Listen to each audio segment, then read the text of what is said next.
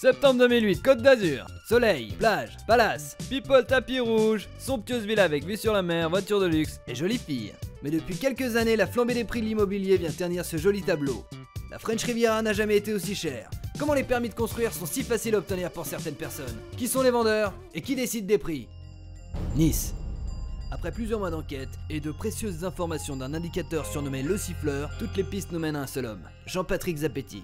Via diverses sociétés offshore basées dans les principaux paradis fiscaux du globe, JPZ Immobilier investit des centaines de millions d'euros dans la dégradation de la Côte d'Azur, dans le seul but de générer encore plus de profits personnels. Mais qui est-il? D'où vient-il? Pour tenter d'en savoir plus, nous avons essayé d'entrer en contact avec lui.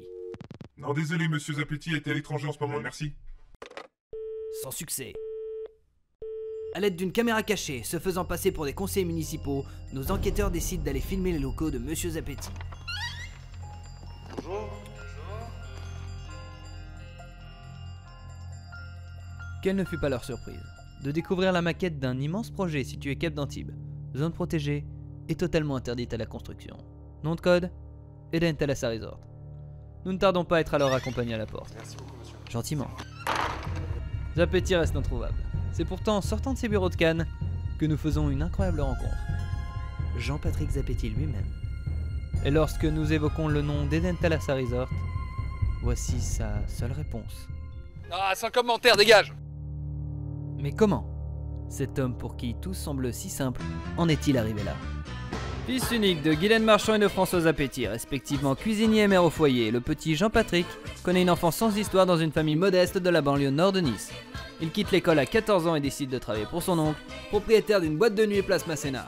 À 30 ans, profitant de la chute des prix, il investit tout son argent et fonde son entreprise. L'immobilier explose. C'est le jackpot pour ce self-made man à l'américaine. Mon exemple, c'est le prince régnier, le roi de la rentabilité au mètre carré. Zapetti semble intouchable. Cela aurait-il un rapport avec le fait qu'on l'ait vu plusieurs fois déjeuner avec des adjoints à l'urbanisme de la mairie?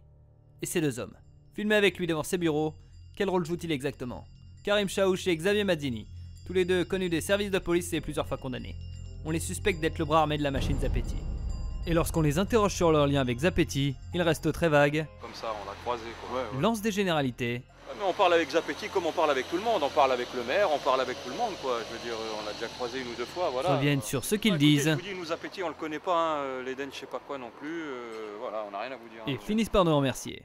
Autre fait étrange, la multiplication inexpliquée d'incendies criminels perpétrés contre le restaurant Aline Rock, situé comme par hasard au centre même du projet Eden Thalassa Resort. Et Karim Chaouch, que fait-il avec le président du syndicat des hôteliers? Coïncidence? Dans tous les cas, cela semble très bénéfique pour les affaires de Monsieur Zapetti. Et sa compagne du moment, que pense-t-elle de tout cela?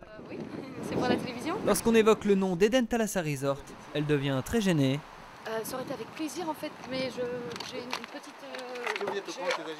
j'ai une course très urgente à faire. et préfère la fuite. Même son oncle, celui grâce à qui tout a commencé, reste très vague sur la question. Zapetti, qu'est-ce qu'il faisait? Il détourne le sujet Pourtant, on a doublé de et population. finit par nous raconter des anecdotes sur ce qu'il connaît le mieux, l'univers de la Vous voyez nuit. la place Masséna? Je te cite 25 boîtes, moi, là, sur ce périmètre. Il n'y en a plus une. Quel avenir pour la Côte d'Azur?